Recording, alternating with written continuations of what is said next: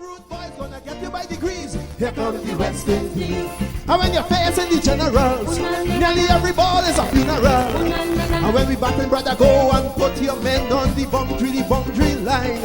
And if you give we a liquor, that is merely a hiccup. Look, you win the little battle, you lose the war. It's the same result every time. Everybody sing. Here comes the West Indies. Here comes the West Indies.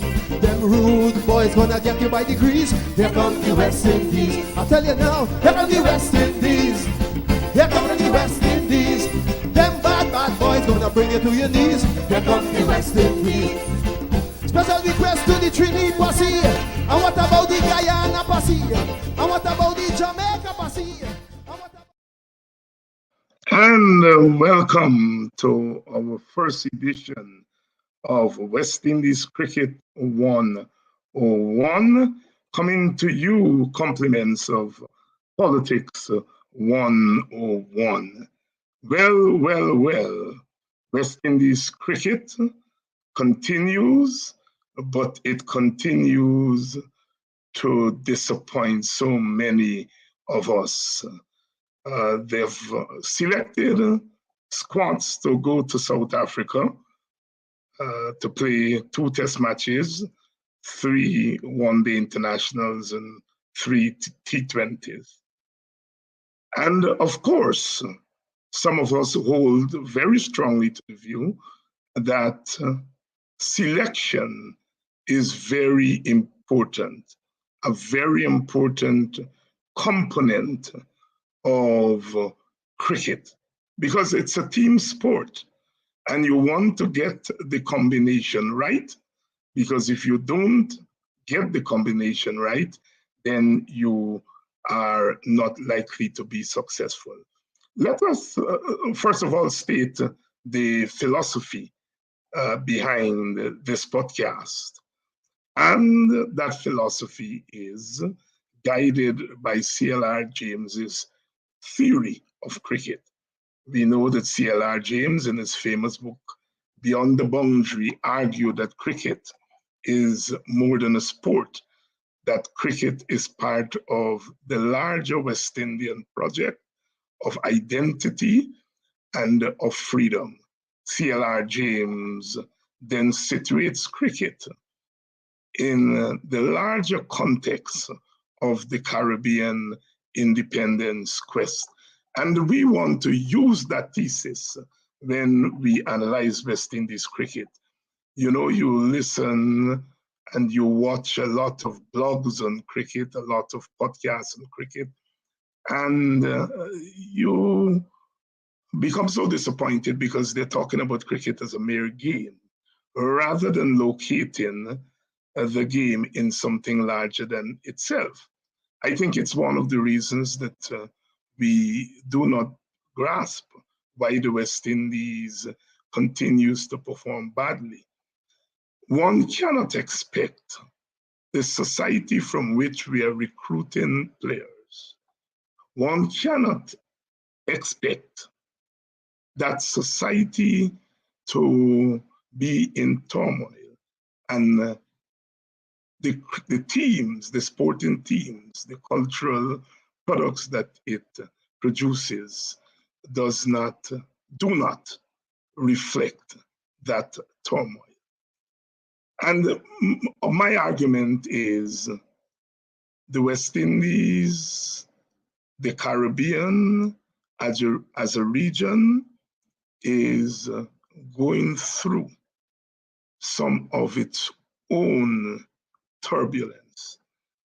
That turbulence is grounded in the way in which our independence has evolved in the last 3 or 4 decades. In the early years of independence, we were into the business of nationalism. We were building new nations. As Rex Nettleford said, we were engaged in building a new society. And so our cricket was part of building that new society. That new society, which was evolving out of plantation, and moving into being nation. And so you found in the first 2-3 decades of independence, we were engaged in something serious. And our cricket reflected that. It is no coincidence that in 1950, the West Indies is beating England for the first time in England. And it is a period of decolonization. Independence is coming. We are beating England at cricket. We are creating reggae music, a new musical genre coming out of the Caribbean. And as we move through the decolonization period, and we come to the late 1960s with the advent of the Black Power movement and the radical movement, the Caribbean radical movement, it is no accident that we created a theme that reflected that radicalism that was so much present in Caribbean society. We are beginning that journey in 1974 as a young West Indian team under Clive Lloyd leaves for India. And it was around that same time, but Bob Marley bursts onto the scene and produces Catch a Fire. You see, society moves in a certain way, and the popular culture draws from the energy of the society that we could produce a Vivian Richards, perhaps the most political cricketer of all times. We can produce the 4 fast bowlers. We can produce Gordon Greenwich, technically sound, but brutal. And if one looks at the documentary Fire in Babylon, one gets a sense. We look at the Michael O. Holden, the rhythm and the poetry of the Caribbean in his run-up, but fast like lightning. You see, the society was on the move, and so our cricket was on the move. And as we move further and further away from independence, and we begin to create new generations, the logic of the very thing that we are fighting for, and that is freedom. The logic of freedom, more freedom, means that younger generations do not have to go through the kind of struggles. So by the time you get to the Laras, and later on the Chris Gales and Bravo and others, they are the inheritors of the struggle of the glory team from the mid-1970s to mid-1990s. And so their attitude to the nation is not the same. It is not the same. It is no accident that they're not playing for the nation, they're playing for themselves, because the notion of individualism had crept into Caribbean society. And it was not only in cricket, but in academics, in politics, definitely. And so therefore, we are producing superstars, but these superstars do not see nation building as part of their mandate. And so here we are in 2023, and we are continuously mourning that the West Indies cannot seem to get together. Just when we thought, well, the generation of Bravo and Pollard and Gale, that generation has moved on, and this new generation will come with a new consciousness. We see the new generation, this present generation of young cricketers, continuing the tradition that was set by Brian Lara and later on Gale and others, that they're seeing about themselves. And why not? Why not? If they think that the nation does not guarantee them security, and they have an opportunity to go after financial security, why not? But while the other cricketing countries around the world seem to be finding a way to accommodate this desire by the cricketers to see about their future, while at the same time playing for the nation, giving back to the nation. We in the Caribbean seem not able to do it. And so, as we stumble from series to series, and we continue to disappoint the region, and the stands continue to be empty except for T20 matches, we are reflecting on something larger that is happening in the society. Our cricket is not going to be fixed if the Caribbean sense of itself is not fixed. And we have stumbled in terms of our own sense of identity. We have stumbled in terms of our own sense of our quest for real independence. With all the changes in the world and the internet and all the new technologies, one cannot expect the young people today to behave in the same way as young people did 40 years ago. But having said that, we continue to worry. We continue to hope that, yes, West Indies cricket will make the right turn someday. As we always say, after a solitary win here and there, that we have turned the corner. And every time we seem to have turned the corner, something happens and we come right back to square one. So with those introductory remarks, I want to agonize over the teams that were selected, the squads that were selected for the tour of South Africa. The test squad, the less said about that, the better. I don't see that squad competing against South Africa. And South Africa is not at its best. It has lost some of its best cricketers and they are rebuilding. But even with a not so strong South Africa team, I do not see how our test team is going to be able to win. I may be wrong, but when I look at the team that was selected, when I look at the team that was selected, I'm saying there is selection madness. I'm a believer that you must always put your best team on the park. Our bowling seems okay, but our batting, Craig Braithwaite or Brathwaite and Tej Narain Chanderpaul seem to be the preferred opening combination. They're both grafters. They will spend time on the crease. They will take their time. And if they come through, they will give the team a solid start. They are accumulators. But then what comes next? I always believe your number 3, 4, 5, and 6 must be your 4 best batsmen. We call them batters these days. And we are not fielding our best batters. In my estimation, Dwayne Bravo, Shimron Hetmyer, Nicholas Pooran, the 3 of them are the 3 best batters in our region.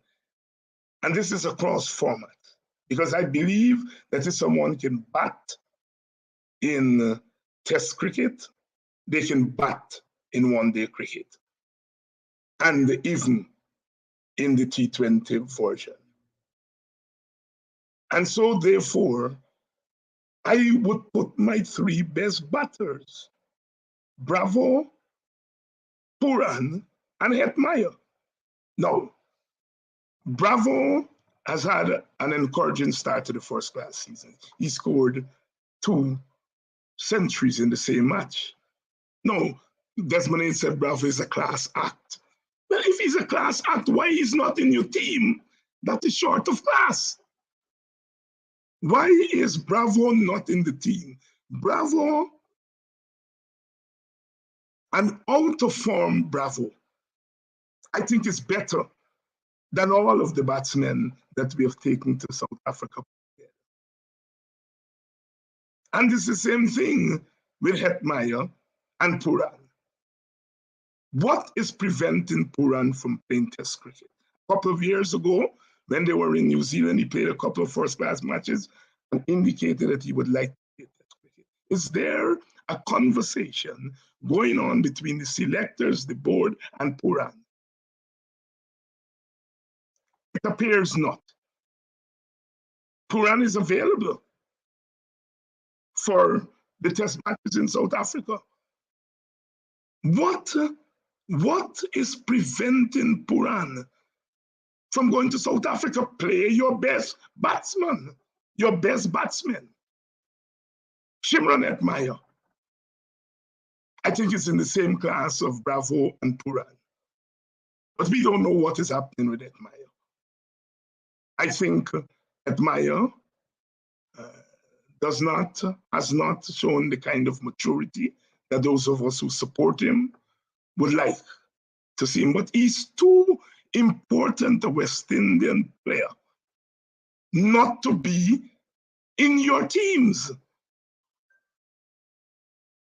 Shimron Hetmyer should be playing Test cricket, one-day cricket, and T20. And I think if you have an opening pair of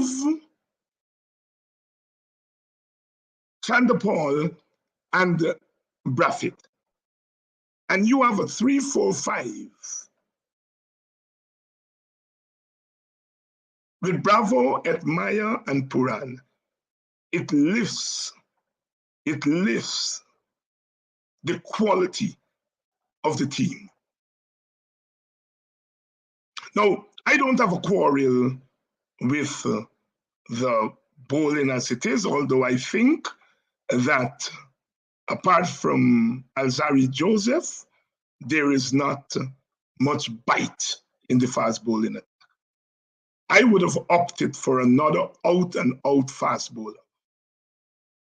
And as we look around, Odean Smith seems to be out-and-out fast. I took a good look at Lunsford Beaton in the 2 opening matches of the first class, and he is quick and he seems to be back to his best before he was called for a suspect action. He seems to be back at his best and brimming with confidence, and he's quick. And I would have had Odean Smith and Beaton, or one of them, to go along with Alzarri Joseph, because fast bowlers aren't in pair. And you really can't send trundlers to South Africa when you are going to be up against quick people. So I would have had Smith and Beaton, or one of the two, to go to South Africa. Then we come to the spin bowling. Moti had a good tour of Zimbabwe. Those 2 Test matches, he performed sensationally. But that's against Zimbabwe. We'll have to see how he goes in South Africa. So I have no problem with him going to South Africa. But I think the second spinner should have been Cornwall. Yes, Rakeem Cornwall. I think the West Indies selectors and the West Indies board are doing that young man a grave injustice. And I think they are tampering with his right, because it now becomes an issue of right as far as I'm concerned. Yes, he's big in size. So what? He's not the first big in size person to play Test cricket. I remember when I, as a young man, started to follow cricket way back in the late 60s, early 70s. England had Colin Melbourne, He was big. He was big. Colin Cowdrey was by no means small. Why is the West Indies? Why are the selectors leaving this man out? He's a better batter than many in the team. He's the best spin bowler in the region. And he may not be as mobile in the field. He's not mobile in the field, but this is Test cricket. In Test cricket, you will have at least one close to the wicket fielder, whether in the slips or short leg or short mid wicket or short cover, something like that.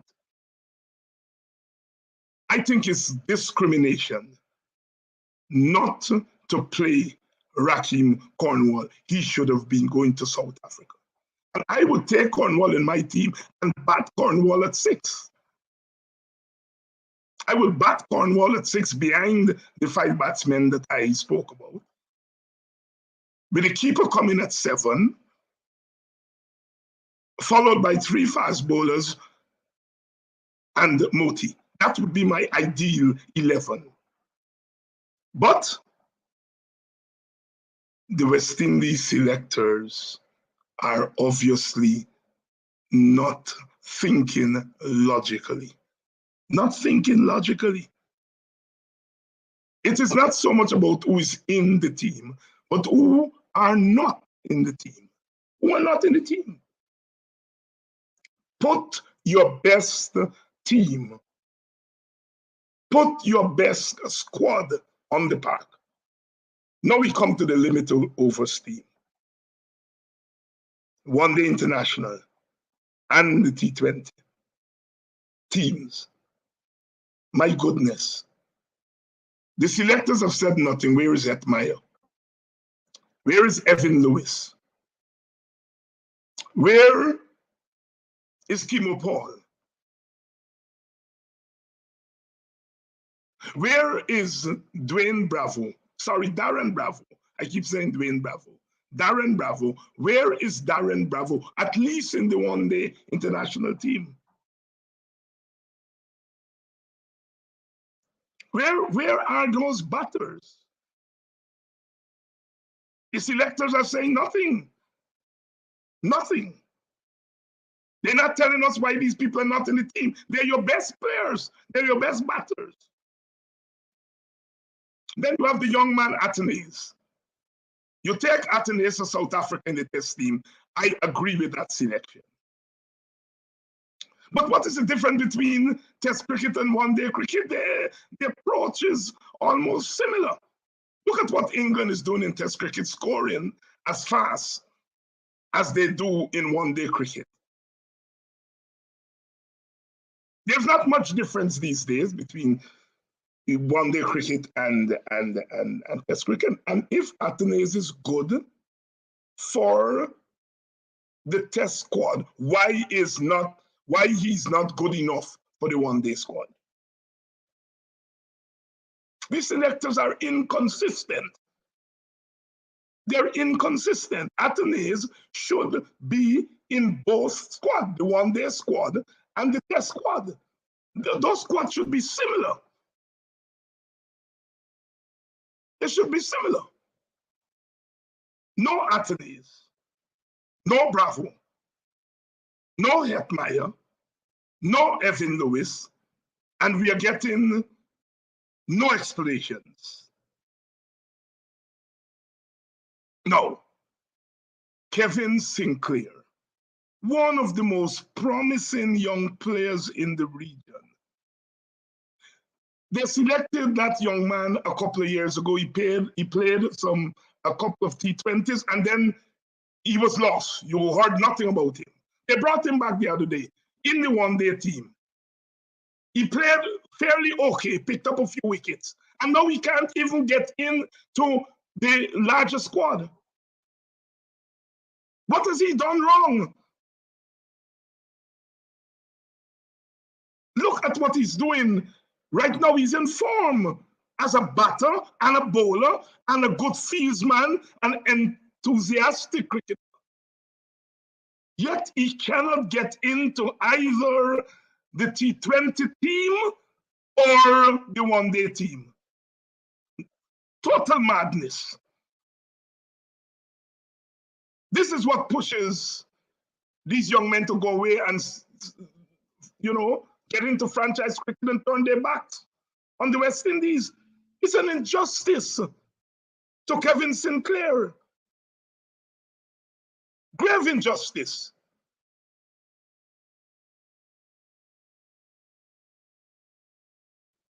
I don't have a problem with Shannon Gabriel, slotting into the one-day team. He doesn't seem to be able to hold up in a full test match, and I've always felt that let him play one-day cricket and bowl 10 overs, and he's done with that. So I can see him as a kind of short-term arrangement. But if you're looking for quick people, like I said, Odin Smith is in the team. If you're looking for another quickie, then what about Beaton? He has the experience. So the teams that have been picked are not competitive, at least not on paper. Now, they may surprise us. If South Africa plays badly, they may surprise us. But the fact of the matter is that those are not the best squads that we can put on the park. I think Motie should be in the one-day team. If he can bowl well in the test team, he can bowl well in the one-day arena. I don't think there should be much difference between the test team and the one-day team. Why is Motie not in the one-day team? Why is Kevin Sinclair not in both the one-day and the T20 squad? Something is radically wrong. Something is inconsistent with the selection. We were unhappy with the Harper tenure and the debacle that happened at the last World Cup championship. And the Haynes tenure is turning out to be even more disappointing. There's no consistency to the Haynes selection policy. No consistency. Where is Kemo Paul? Where is Sharfane Rutherford? You mean Rutherford cannot make our T20 team? Is he injured? Doesn't want to play? I know he picked up an injury playing in the franchise. Is that the reason not in team? Tell us something. What about Kemo Paul? Tell us something.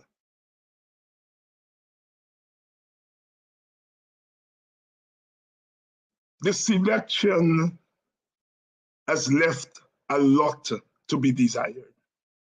And as I said at the beginning of this podcast, selection is an important part of success. Selection is an important part of success. And if you get your selection wrong, then you begin the woes. We don't have the kind of cricketers, like I said, who are going to go out there and fight for the nation. No, some of them do have a sense of consciousness, but generally they don't. And we can't blame them too much. But at least put the best combination out there. Why is Bravo not playing in the test and one-day teams? He's a class act, but yet you leave him out.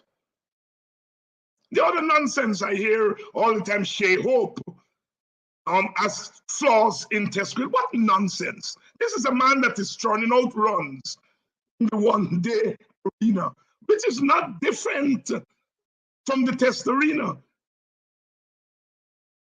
Yet you're picking him for one day, making him captain, and he can't play Test cricket. What is it? What is there something about Test cricket that is so radically different from one-day cricket? Are you saying that they've picked up his flaw against short bowling, short pitch bowling, but he gets away with it in one day and wouldn't get away with it in Test cricket? Shai Hope should be playing in both versions with his flaws. The only way you're going to be able to iron out your flaws is you have to go out there and stick it out.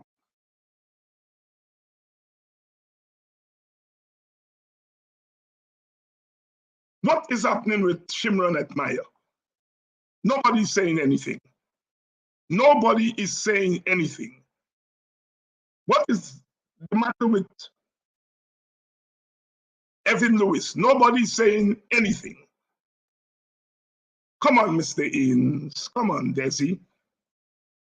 You served the West Indies well on the field of play.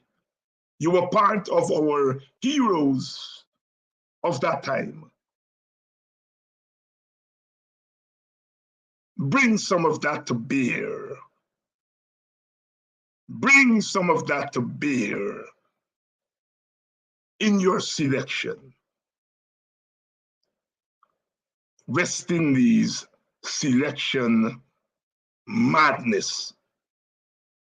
I think they will have to play out of their skin to bring back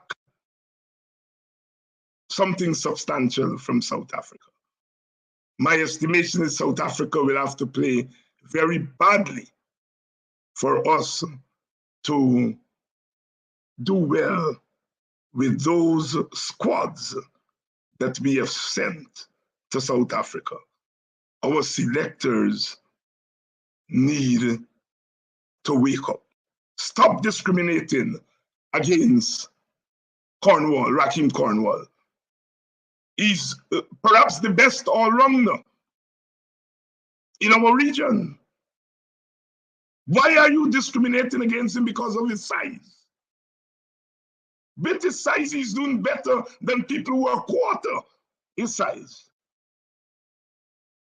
We are the West Indies, and we should not be discriminated. What must young Kevin Sinclair do now?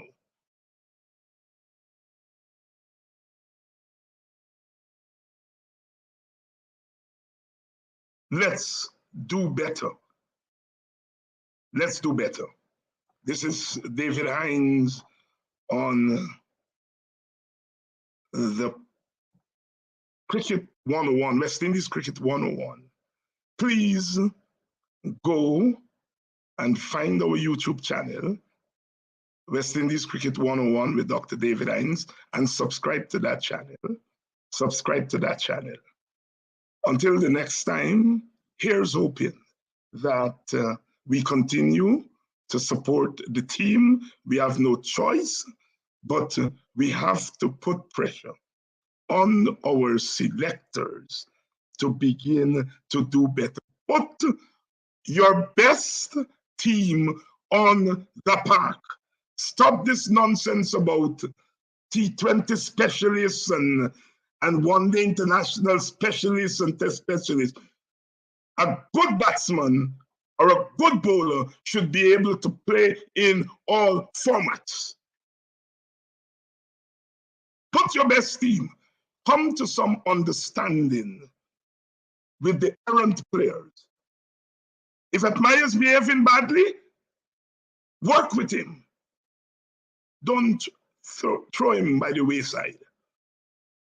So until the next time, this is David Hines thanking you for watching this edition of Cricket 101, and catch me the next time for another edition.